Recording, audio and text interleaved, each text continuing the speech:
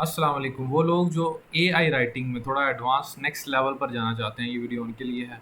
अगर आप AI writing की बेसिक्स पर ही चलना चाहते हैं, ज़्यादा मेहनत नहीं करना चाहते, तो ये वीडियो शायद आपके लिए यूज़लेस हो, बिकॉज़ इसमें जो बात की जाएगी वो की जाएगी एक सॉफ्टवेयर जिसका नाम है, और या सास जिसका नाम है रिकू। ये एक ऐसा प्लेटफ़ॉर्म है जिससे आप अपनी कमांड्स क्रिएट कर सकते हैं, जिससे बॉस मोड जो या गॉड मोड जो होता है वो क्रिएट कर सकते हैं, जिससे बहुत सारी ऑटोमेशंस आप कर सकते हैं और बहुत सारे एआई राइटर्स और सोर्सेज़ यूज़ कर सकते हैं, मगर इसका लर्निंग कर्व है। इसका मतलब ये है कि अगर आपको बिल्कुल भी कुछ नॉलेज नहीं है या आप ऐसे शख्स हैं जो ये चीज़ें डिटेल में सीखना नहीं चाहते, तो हो सकता है कि आपका जो लर्निंग कर्व है उसी के अंदर आप हिम्मत हार जाएँ और आप जवाब दे दें। हम लोग चलते हैं स्क्रीन की तरफ और मैं आपको सब दिखाता हूँ। तो ये रिकू का डैशबोर्ड है, जैसा कि आप देख सकते हैं। आप डार्क या लाइट मोड में स्विच कर सकते हैं, मैंने लाइट मोड रखा हुआ है। इसमें बहुत सारे एपीआई कनेक्शंस आप कर सकते हैं, जैसे ओपन एआई का कनेक्शन है आप कर सकते हैं, और जेपीडीजे इसमें ऑलरेडी बिल्ट इन है। ये वो फॉर फ्री आपको देते हैं। AI21 जो ऑपरेट करता है वर्ड टोन को, अगर आप वर्ड टोन को जानते हैं तो वो उसमें है। फिर दूसरे भी अवेलेबल हैं, आप इन सब की एपीआईज ले सकते हैं, कोहियर की ले सकते हैं, अल्फा की ले सकते हैं, म्यूज़ की एपीआई ले सकते हैं। मगर मैंने अभी 3 एपीआईज़ कनेक्ट किए हैं, 2 एपीआईज़ कनेक्ट किए हैं, एक ऑटोमैटिकली इसमें होता है जेपीजी जे जीपीटीजे, तो बहुत मुश्किल नाम है। अगर आप इसके थोड़ा-सा नीचे आते हैं तो यहाँ पे आपको ऑनबोर्डिंग की वीडियो है। ये ऑनबोर्डिंग की वीडियो देखने के बाद आप यहाँ पर क्लिक करने के बाद इसके डिफरेंट टॉपिक्स को एक्सप्लोर कर सकते हैं। जैसा कि देख सकते हैं कि एपीआईज़ को कैसे मैनेज करना है, टोकन लिमिट्स क्या होती हैं, कितनी होती हैं, ये सारी चीज़ें। और ये सारी चीज़ें जो है वो आपको ईज़िली एक्सप्लेन की गई हैं इस वीडियो में। अब हम लोग बात करते हैं कि ये इसकी सब्सक्रिप्शन तो रिकू की इस वक्त चल रही है डील, लाइफ टाइम डील चल रही है। आपने जाना है helpingorange.com/रिकू लिखना है आपने, ये आपको डिस्क्रिप्शन में भी दे दिया मैंने। तो आप जब ये लिखेंगे तो आपको वो ऐप सुमो पर ले आएगा। यहाँ पर $69 को खर्चने के बाद, पे करने के बाद आप ये डील ले सकते हैं। ये लाइफ टाइम डील है, इसका मतलब है लाइफ टाइम रिको आप कर सकते हैं।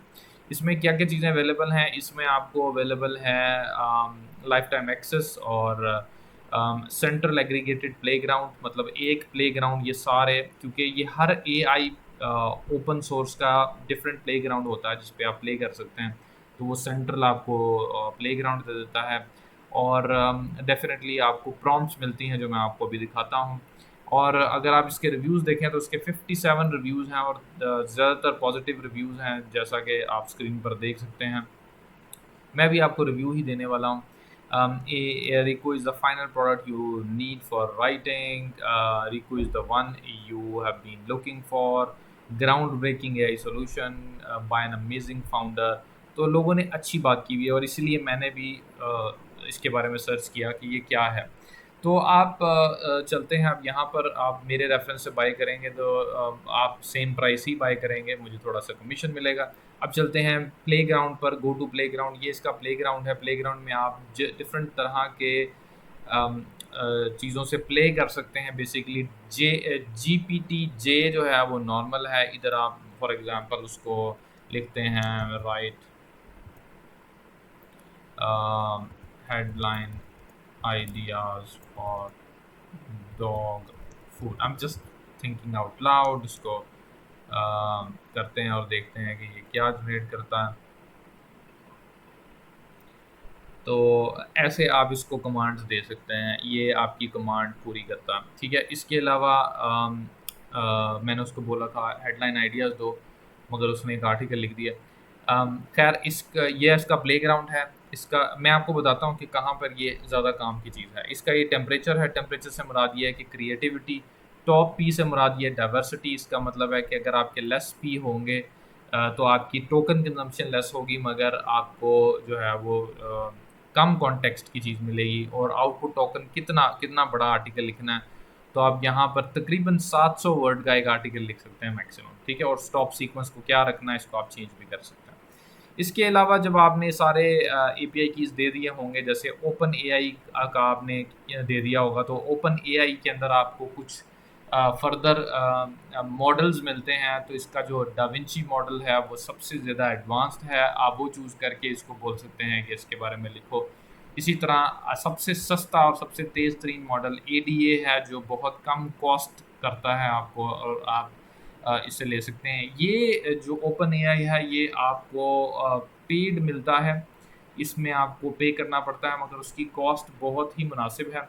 अगर आप चाहते हैं कि मैं ओपन एआई के बारे में बात करूं, इसमें आपको शुरू में वो $18 क्रेडिट भी देते हैं, जिससे आप तकरीबन 2-3 लाख वर्ड इजीली जनरेट कर सकते हैं। अगर आप डाविंची यूज़ करते हैं, अगर आप एडा यूज़ करते हैं, तो आप मिलियंस में वर्ड्स यूज़ कर सकते हैं उसी फ्री क्रेडिट से। मगर वो उसकी गाइडलाइन दी हुई है, तो वो सारी चीज़ें मैं आपको एक्सप्लेन कर सकता हूँ अगर आप चाहते हैं कि ओपन एआई को सेपरेटली डिस्कस किया जाए। कमिंग बैक हियर, उसके बाद में एक और मॉडल मैंने किया हुआ है AI-1, आप इसको कर सकते हैं, और इसके अंदर जो है वो भी आप इसके मॉडल भी हैं डिफरेंट, जैसे लार्ज और ग्रैंडी और जंबो है, आप इसमें से भी चूज़ कर सकते हैं। अब वो आपको कैपेसिटी भी बता रहा है कि कितनी उसकी वो कैपेसिटी है, आप इधर से ट्राई कर सकते हैं अगर वो इसके बारे में कुछ लिखता है। इसके अलावा यहाँ पर देखें वो अभी नहीं लिख रहा। ये मैं आता हूँ जहाँ पर ये काम की चीज़ है।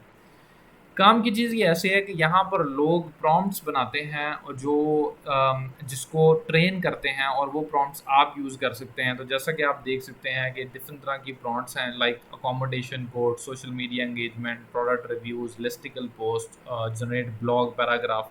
अब आप सोच रहे होंगे कि ये तो फिर नॉर्मल एआई राइटर्स में भी है, इसमें क्या ऐसा ख़ास है जो जो इसको ख़रीदा जाए, या ऐसा क्यों किया जाए। तो इसमें ये है कि आप चेन ऑफ कमांड्स एंटर कर सकते हैं, जो इसको स्पेशल बनाता है। और दूसरा ये कि आप इसको खुद भी ट्रेन कर सकते हैं। मसलन आप इसको एक इनपुट और एक आउटपुट, एक इनपुट और एक आउटपुट, और एक इनपुट और एक आउटपुट ऐसे देकर इसे ट्रेन कर सकते हैं, और उससे बता सकते हैं कि मुझे इस इनपुट का ऐसा आउटपुट चाहिए, और वो उसको कंज्यूम करने के बाद आपको रेफरेंस के तौर पर यूज़ करने के बाद आपको आउटपुट दे सकता है।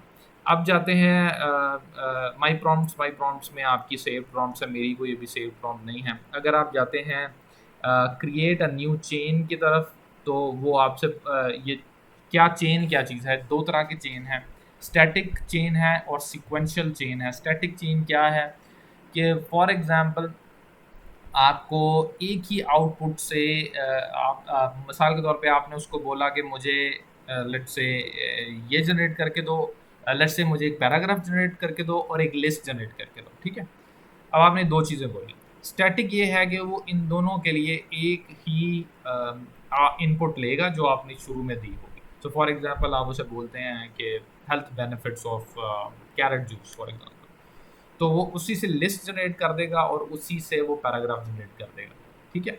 और सीक्वेंशियल क्या है कि अगर आपने उसको बोला हुआ है कि for example create a headline for me, वो पहले उसको रन करेगा और उसकी जो आउटपुट होगी वो दूसरी प्रॉम्प्ट की इनपुट होगी। तो फॉर एग्जांपल आपने इसको क्रिएट किया कि क्रिएट अ हेडलाइन और फिर create a blog paragraph. Create a headline में आपने ये नहीं लिखा the benefits of carrot juice, create a headline में आपने लिखा कैरेट जूस। अब उसकी क्रिएटिव हेडलाइन वो खुद क्रिएट करेगा और उसके बाद में उसी को इनपुट कर देगा और फिर आपके एक पैराग्राफ जनरेट कर देगा, ठीक है।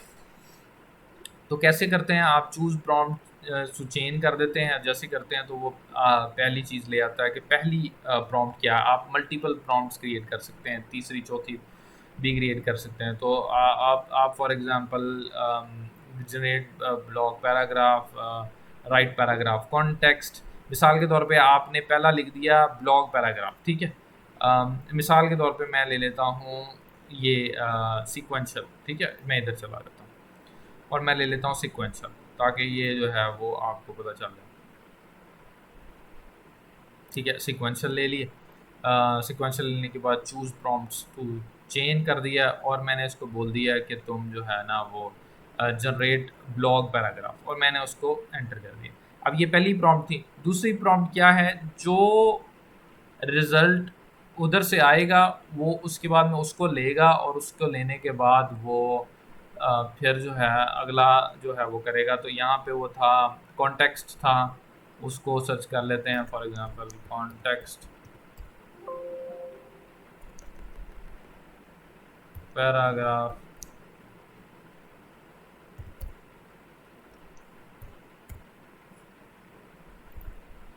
ठीक है, app some reviews, blog titles, most important keywords, paragraph from a topic, ठीक है। Let's say blog titles and outlines, ये मैंने इसको दूसरी प्रॉम्प्ट बोल दिया, वो कह रहा है कि तीसरी प्रॉम्प्ट लेनी है या इसको बस 2 प्रॉम्प्ट रखना है, उसको 2 प्रॉम्प्ट रखना है। अब जो है उसको इसको पहला करना चाहिए था, उसको दूसरा करना चाहिए था। अब वो क्या क्रिएट करेगा, अब वो एक ब्लॉग पैराग्राफ क्रिएट करेगा और उसके बाद में आपके ब्लॉग आउटलाइन और टाइटल क्रिएट करेगा। तो इस तरह आप इसको यूज़ कर सकते हैं, ठीक है। ये डिफरेंट तरीके हैं। अब यहाँ पर ये सीक्वेंशियल चला गया है। अब प्रॉब्लम ये है कि आई डोंट नो उसका जो एपीआई है वो क्योंकि उसके लिए आपको मॉडल्स यूज़ करने पड़ते हैं, बेनिफिट्स ऑफ कैरेट ठीक है, जूस, और इसी को ही हम इधर दे देते हैं फॉर द टाइमिंग, और उसको बोलते हैं एग्जीक्यूट करो और देखते हैं वो क्या करता है। अब समझने के लिए आइडिया आपको समझ लग जाएगी। अगर वो क्योंकि अगर उसका एपीआई कनेक्टेड नहीं है और वो किसी और मॉडल के साथ है तो वो जनरेट नहीं करेगा। अच्छा, उसने कर दिया, ठीक है। तो टाइटल उसने था जी 10 कैरेट जूस, उसने टाइटल क्रिएट किया 10 carrot juice a to weight loss, मैंने बेनिफिट्स ऑफ कैरेट जूस बोला था, और उसने फिर पोस्ट बॉडी के अंदर एक आर्टिकल दे दिया। और फिर ब्लॉग टाइटल्स एंड आउटलाइंस उसने उसको पिछले को लिया, और for normal growth and development and reproductive tissues you can effectively use it, उसने ये गलत यूज़ किया, मतलब दिस इज़ नॉट राइट।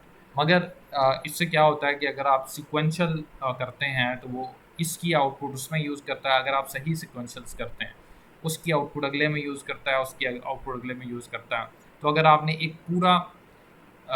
पूरा जो है वो टॉपिक बनाना है, आर्टिकल बनाना है, तो आप इजीली एक बार ये प्रॉम्प्ट क्रिएट कर लें, उसको सेव कर लें, और जब अगली बार आएँ तो आपने सिर्फ एक टॉपिक देना है और उसके बाद में वो खुद उसका पूरा एक आर्टिकल जनरेट कर देगा।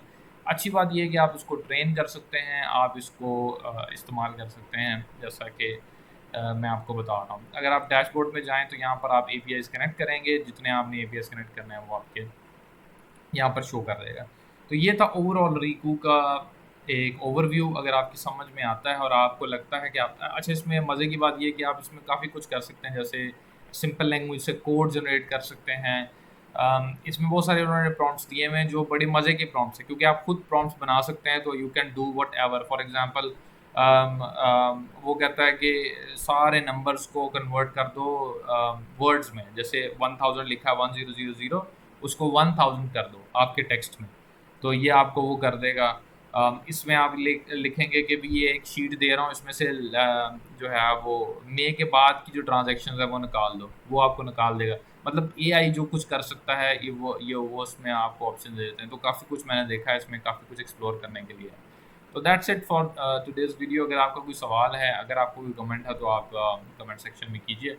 And that's it for the video. मिलते हैं आपको अगली वीडियो में। Thank you so much.